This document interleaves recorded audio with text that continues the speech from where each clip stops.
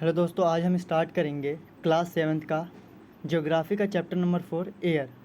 इस चैप्टर में एग्ज़ाम के पॉइंट ऑफ व्यू से जो जो इम्पोर्टेंट नोट्स है मैं आपको बताऊंगा, और वीडियो ज़्यादा लंबी ना हो इसलिए इसको मैं 2 पार्टों में बनाऊंगा।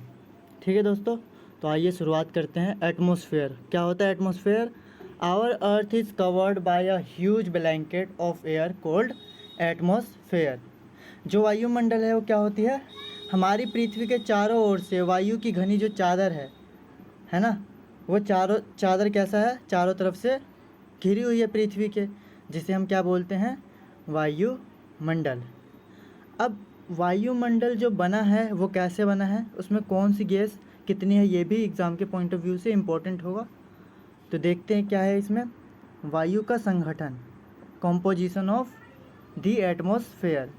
तो सबसे ज़्यादा जो गैस है वो हमारे एटमॉस्फेयर में है नाइट्रोजन 78%, फिर आता है ऑक्सीजन 21%, फिर कार्बन डाइऑक्साइड 0.03%, फिर आता है आर्गन 0.93%।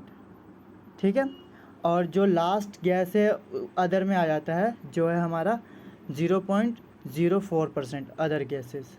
तो टोटल जाके 100% हो जाता है। यही है कॉम्पोजिशन ऑफ एटमॉस्फेयर। एग्ज़ाम में क्वेश्चन पूछ सकता है आपसे कि सबसे ज़्यादा गैस कौन सी पाई जाती है, तो नाइट्रोजन। और कौन सी ऐसी 2 गैस है जो सबसे ज़्यादा पाई जाती है, तो नाइट्रोजन और ऑक्सीजन। ठीक है, अब देखिए जो नाइट्रोजन है उसके बारे में। Nitrogen is most plentiful. Plentiful का मतलब होता है बहुत ज़्यादा मात्रा में जो पाया जाता है गैस इन द एयर। तो नाइट्रोजन जो है वायुमंडल में सबसे अधिक पाई जाने वाली गैस है। Plant need nitrogen for survival. जो पौधे होते हैं उनको अपने जीवन के लिए नाइट्रोजन की आवश्यकता होती है। तो ये आपने साइंस में भी पढ़ा होगा कि जो प्लांट्स होते हैं वो डायरेक्ट जो नाइट्रोजन है उसको इनहेल नहीं कर सकते, तो जो उनके रूट्स होते हैं प्लांट्स के, उसके वजह से उसको दूसरे मोड में नाइट्रोजन को चेंज करके वो जो बैक्टीरिया वगैरह होता है वो प्रोवाइड करता है नाइट्रोजन किसको? प्लांट्स को। ठीक है, देखते हैं नेक्स्ट स्लाइड में हमारे। अब देखते हैं ऑक्सीजन।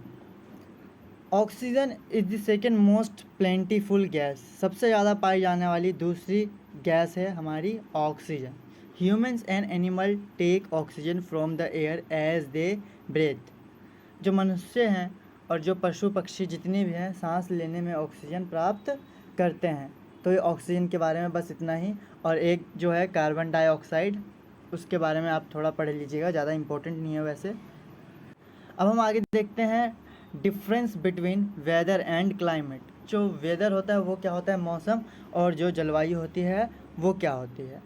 ठीक है, तो weather is a what condition for the atmosphere or over a short period of time. मतलब इसके कहने का मतलब है जो मौसम होता है ना, एक थोड़े समय के लिए होता है, कुछ समय के लिए, मतलब ये कुछ समय बाद अचानक से बदल जाता है। ये होता है हमारा मौसम। मौसम वह है जो थोड़े समय के लिए वायुमंडल की स्थिति को दर्शाता है। मतलब कुछ टाइम के लिए रहता है, एक पर्टिकुलर टाइम के लिए। जैसे बरसात आया, फिर धूप निकल गया, फिर कभी कभी अचानक से हमें थोड़ा बहुत ठंड लगने लगता है। ये क्या है?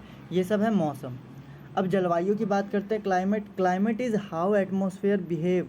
क्लाइमेट ये होता है कि जो एटमॉस्फेयर हमारा बिहेव कैसे करता है, वो व्यवहार कैसे करता है over relatively long period of time. मतलब ये लंबे समय के लिए होता है, मतलब 2 महीने 4 महीने के लिए ऐसे। ये क्या होगा? हमारा जलवायु।